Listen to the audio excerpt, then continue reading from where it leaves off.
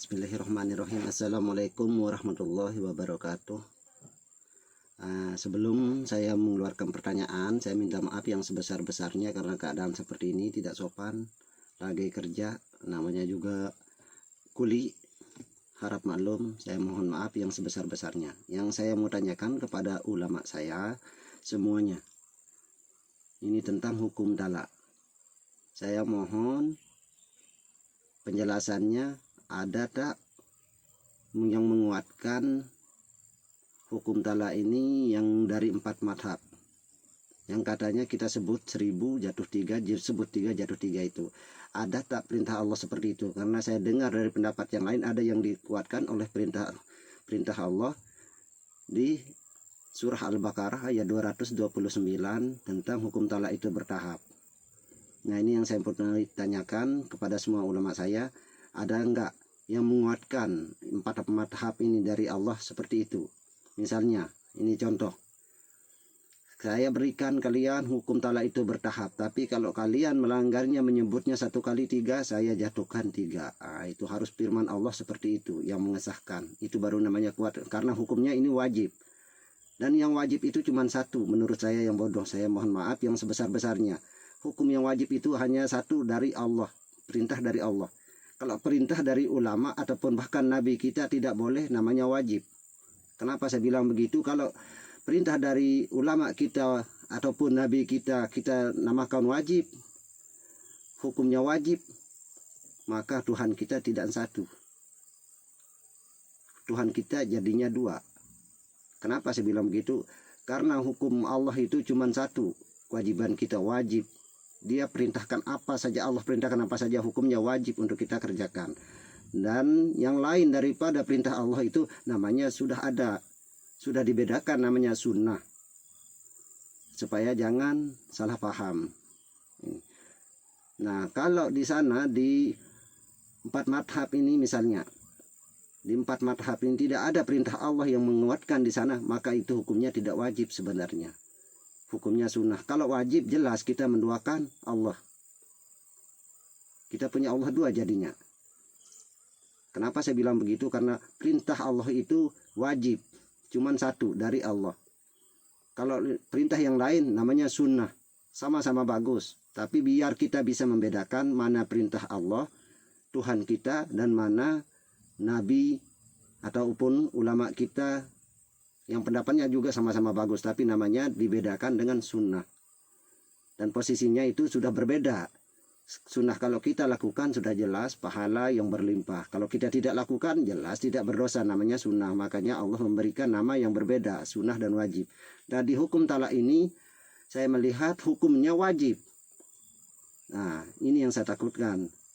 Hukumnya wajib hukum talak ini. Kenapa saya bilang hukumnya wajib? Kalau sudah misalnya seperti tadi orang bilang 3 terus jatuh 3. Kalau orang itu tidak mengikuti perintah, misalnya ustadz itu, jelas dia akan dibuang dari kampung itu. Karena dia sudah bilang 3. Makanya hukumnya wajib. Nah, ini makanya saya mau tanya kepada semua ulama, ustadz saya, manakah firman Allah yang menguatkan 4 madhab ini? Karena ini hukumnya wajib. Ini saja. Yang namanya bertahap itu saya yang awam pun paham. Kita jangan jauh-jauh membedakannya. Kita samakan dengan sholat saja. Sholat itu bertahap. Kita gabung jadi 1 jelas tidak bisa. Ini sekedar contoh saja. Nah, ini yang jelasnya kalau ada hukum yang wajib daripada perintah selain Allah itu tidak benar. Nah, ini saja intinya. Yang wajib itu perintah dari Allah. Yang lain namanya sunnah. Nah, ini saja yang bisa saya tanyakan untuk meluruskan ulama saya yang mungkin salah paham, tidak paham dengan yang namanya bertahap. Apalagi ada saya dengar satu ulama misalnya saya bilang talak jatuh, bilang talak lagi jatuh lagi, talak lagi 3 kali dia sebut gitu, jatuh lagi. Menurut saya itu pun sangat tidak masuk akal. Karena apa? Yang masuk akal kita sebut 1 kali sudah jatuh talaknya. Kita mau bercanda ataupun serius, Allah sudah hukum dengan serius. Itu sudah jelas saya dengar dari ceramah. Kita sebut saja talak pertama kali itu sudah jatuh. Kita sebut lagi talak, bagaimana itu talak bisa jatuh lagi? Kalau kita pikir secara logika, secara akal. Talak itu sudah jatuh, kita sebut lagi, jatuh lagi. Tidak mungkin. Kalau kita sambung, baru kita boleh bertalak lagi. menyebut talak lagi, itu baru bisa jatuh. Ini kita sudah pertama kali sebut jatuh talak itu. Sama lah dengan 1000 ke, 100 ke, 3 ke. Ini menurut saya lah, pendapat saya yang bodoh. Kita sebut satu kali saja sudah jatuh. Allah sudah hukum seperti itu. Karena Allah tidak suka yang namanya perpisahan. Karena Allah pun tidak mau berpisah dengan umatnya. Nah, kalau ceramah panjangan nanti kesananya itu, maklum, maaf, saya ini orang bodoh cuman bisa mengeluarkan isi kepala saja. Menurut saya, kita ucapkan talak itu sudah jatuh. Gimana bisa jatuh lagi kalau kita ucapkan? Kan tidak masuk akal. Kalau kita sambung baru bisa jatuh lagi tuh. Nah, misalnya kita talak, terus kita sambung, kita talak lagi baru bisa jatuh lagi itu talak kedua. Ini mau 100 kali kita sebut maupun sama dengan 1000 kali kita sebut tidak bisa. Yang berhak di depan itu cuma satu. Kalau disambung yang satu itu baru bisa kedua. Itu artinya bertahap seperti sholat. Kita tidak bisa memborong satu kali sholat kita sebut 5-5-nya sah. Itu tidak boleh. Masalah orang yang menyebut talak 3 sekaligus itu jelas dia salah. Salahnya menyebut melanggar sekali peraturan Allah. Yang bertahap dia melanggar. Tapi itu melanggarnya urusan dia dengan Allah, bukan untuk merubah talak itu.